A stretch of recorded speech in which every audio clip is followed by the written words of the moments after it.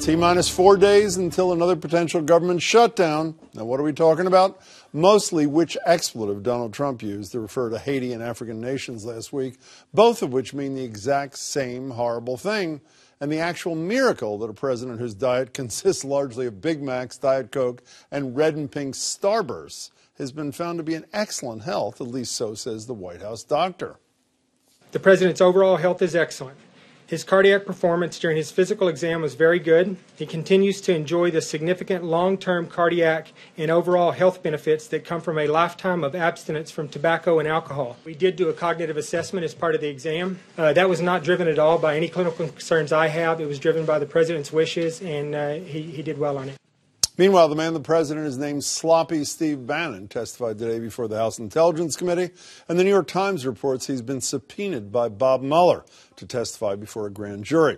And the future of DACA, that program that keeps people who were brought here illegally as young kids from being deported, looks bleaker than ever after the Trump administration just announced today they're going straight to the Supreme Court to let them end it. Joining me now to discuss are Jennifer Nassour. Jennifer's former head of the Massachusetts Republican Party and co-founder of Conservative Women for a Better Future. Good to see you, Jennifer. You too, Jim. Mac D'Alessandro is former Eastern Area Political Director at SEIU. That's a union, now principal at something called Democracy Partners. Good to see you again, Mac. Thanks so much for being here. So, first of all, is DACA almost dead? And if it is almost dead, is it simply because people like what the president calls Dickie Durbin and other Democrats said he said racist things and that he was a liar? Is that why this thing is on life support? No, I don't think that's why DACA is almost dead. I think it's almost dead because the Democrats decided that for some strange reason they actually might have a hand, if not the upper hand, in these negotiations.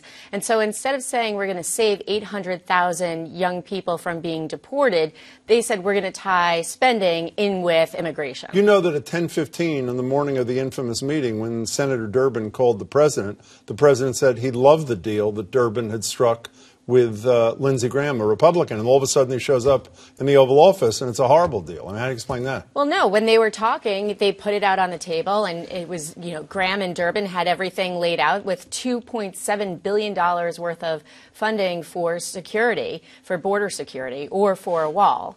But I think after the negotiations and after seeing what else was tied in there, the president is not going to add on any additional funding that the Democrats want without including military and defense funding. Are you buying this? Absolutely not. We had a bipartisan deal, which is exactly what the president asked for. Senators Graham and Durbin brought that deal to the White House. The president was thrilled. He said he would sign a bipartisan bill. He gets there. Put it on my desk, I'll sign it. Put it on my desk, I'll sign it. But the hardliners, Miller, Flynn, they got to him, and no deal. Speaking of hardliners, a lot of Democrats took a lot of heat the last government shutdown threat for not holding the line on Dreamers. If you care so much about DACA, you care so much about these kids, the argument came from Democratic activists, then take a stand. Basically say there's no deal. So do the Democrats have the courage to take a stand on Friday if the president and leading Republicans say no deal? I think they do. And Senator Graham himself has said, he said, you're really naive if you think that you're going to be able to blame Democrats for a government shutdown. You know, one thing I don't understand about this whole picture, despite your explanation a minute ago, I don't mean to belittle your explanation, but so many Republicans support this as much as the Democrats do, meaning this Dreamer thing. I'm sure you all read the story about this 39-year-old guy, Garcia, from Detroit. He's been here 30 years, brought here when he was 10, a little bit too old for DACA, the DACA program. 2 United States citizens' kids, a United States citizen wife. He's being deported. He was deported, or maybe he's about to be deported back to Mexico. And his hope was that if he wasn't, whenever DACA was reconfigured, if it ever is in the Congress, people like him, 30 years in this country, never even a traffic ticket, would be saved. So don't the Republicans want some sort of a deal for these young people as much as the Democrats do? So why don't they just cut a deal? Absolutely. Well, again, I mean, I think it's going to go, it has to go by the president, right? So they're going to... The president said in that open 45-minute meeting, I'll take a clean bill, assuming you know what a clean bill meant. Right. I'll sign what... I mean, he said, I'm in. Right, but I think that we still have, on the Republican side, a substantial amount of people that are very conservative. They're not going to want to see any additional funding for non-military purposes, which is what the Democrats...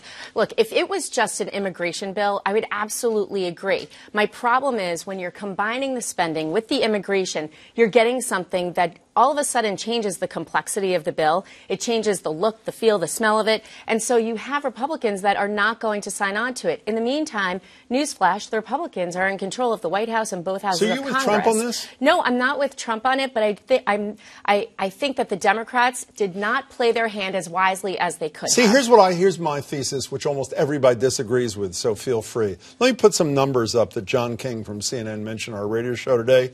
At this time in 2010, right before the midterms, Barack Obama was at 49% approval. The Democrats still lost 63 seats. Today, Donald Trump is only at 38%. I'm not 100% sure the Democrats want a deal. I think maybe Trump is right about this, maybe for the wrong reasons. They want it to fall apart, maybe some suffering, but the long-term goal that they believe is good for everybody is winning back the House and maybe even the Senate.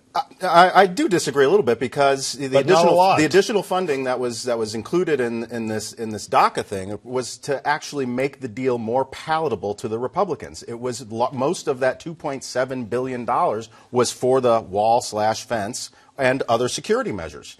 The bill that Graham and Durbin presented touched on all four of those pillars that the Republicans said they wanted covered. But don't you believe in your heart that if this Dreamer thing totally falls apart, that your Democrats do even better come November than they would have otherwise done? And then in the long term, they can essentially stop through no fault of their own, they might benefit. But in the meantime, 800,000 people get sent back home. And what I was saying was not in the immigration bill that Durbin and Graham presented to the president, but in the spending bill that the Democrats want to have collide with immigration, in there they have non-military funding in there. And that's the thing that the conservative Republicans are not going to give up. I mean, we can look at these numbers all we want. But the president was, the president was willing to give up until either General Kelly or little Stephen Miller invited those two hardcore Republicans into a meeting that Durbin and Graham thought was just going to be between them, the president, and some staffers. Essentially, it seems as if the president's own team was worried that he wasn't going to be tough enough, so they just sabotaged the meeting. That is a fair... I think the answer is yes. Okay, can we move to something else? Mitt Romney. Elizabeth Warren was with us on the radio the other day, and I think we asked her, Marjorie or I asked her something like, would you not feel good about a Mitt Romney representing Utah? Here's what Senator Warren had to say. I don't know. I've met so many or seen so many different Mitt Romneys over the past few years. I literally don't know which Mitt Romney it would be, who would be the senator from Utah. You know, most Democrats are parroting what this leading Democrat, Senator Warren, is saying. Why does Mitt Romney even want this job if he's not going to use it as a platform, maybe not to run for president, which I think he may do, but at least to stand up to Donald Trump? He just wants to be part of a 51-vote majority. What's the value in that for him? I don't know. You might have to ask Jen that. Well, I'm asking you, don't you believe the better side? Because every Democrat with whom I've spoken has said essentially what Warren has said. Don't you think the so-called better side of Mitt Romney, as a Democrat might call it, is why he's deciding to run?